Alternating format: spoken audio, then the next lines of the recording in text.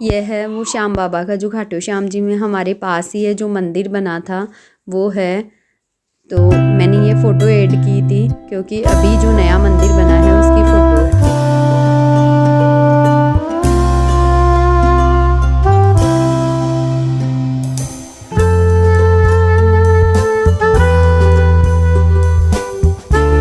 Hello दोस्तों, good morning. मैं हूँ ममता और मेरे ब्लॉग में आप सभी का स्वागत है। मैं ठीक हूँ, अच्छी हूँ और आप सभी भी ईश्वर की कृपा से ठीक होंगे।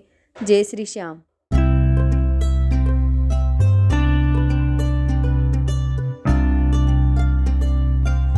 जब हम सभी बीते समय को याद करते हैं तो सभी को ये लगता है खास उस समय ये कर लेते तो कितना अच्छा होता, या फिर खास ऐसा न करते तो कितना अच्छा होता।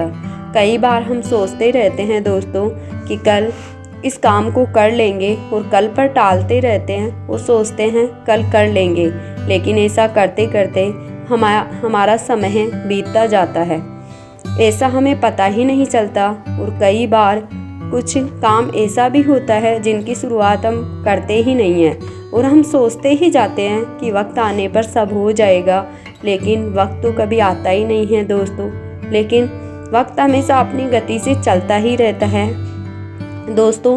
पैसे देकर महंगी से महंगी वस्तु तो अपन खरीद सकते हैं, लेकिन बीते समय को कभी भी नहीं खरीद सकते।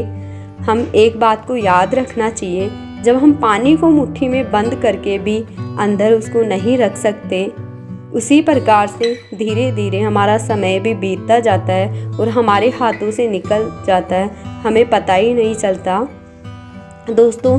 किसी ने क्या खूब कहा है कि शुरुआत को तो नहीं बदल सकते, लेकिन वहीं से शुरुआत हो तो परिणाम को तुरंत ही बदल सकते हैं, क्योंकि समय कभी भी खराब नहीं होता। खराब तो हमारी परिस्थिति होती है जो कुछ समय बाद बदल जाती है। इसी पॉजिटिव थॉट्स के साथ आज के दिन की शुरुआत करते हैं। तो गुड मॉर्निंग दोस्तों।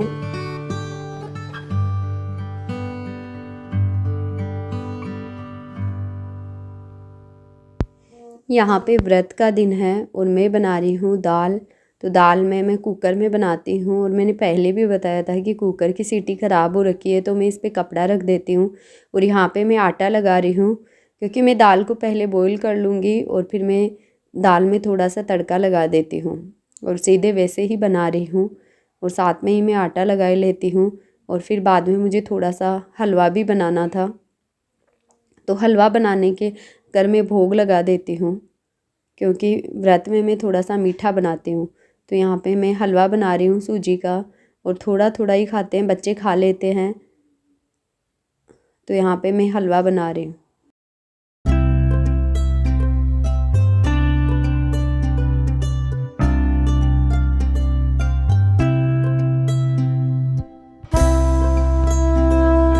हलवा को मैंने थोड़ा सा घी डाल के अच्छा सा मैं ब्राउन होने तक सूजी को सेक लूँगी। और गर्म पानी मैंने उधर चढ़ा दिया था, तो गर्म पानी डाल दूँगी और थोड़ा सा ही हलवा मैं बनाने जा रही हूँ। और फिर इसके बाद में मैं जल्दी से पूजा कर लूँगी। हलवा मैं इसी तरीके से बनाती हूँ और अब इसमें थोड़ी सी चीनी ऐड कर दूँगी क्योंकि व्रत के दिन कुछ भी मीठा बना लेती हूँ, कभी कभी नहीं बनता है तो प्रसाद मंगा करके भोग लगा देते हैं। अब चीनी मैंने थोड़ी सी इसमें ऐड कर दी है और बिल्कुल गाढ़ा गाढ़ा बनाया है क्योंकि बच्चों को होता है जो इतना जो लिक्विड फॉर्म में होता है वो पसंद नहीं होता है, तो गाढ़ा ही पसंद है। तो मैंने इसी तरीके का मैं बनाती हूँ।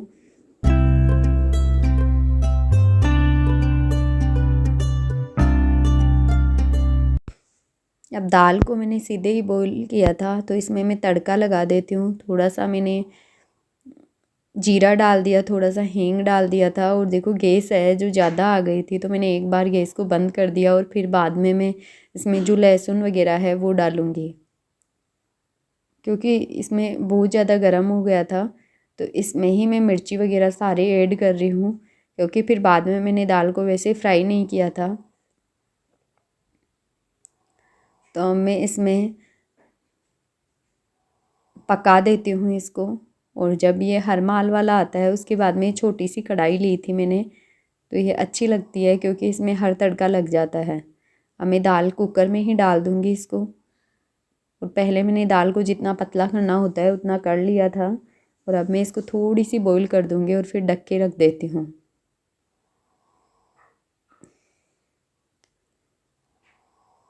इसी तरीके से मैं दाल बनाती हूँ।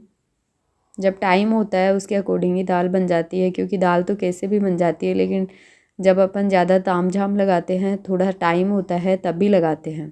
तो इसके बाद में मैं पूजा करूँगी।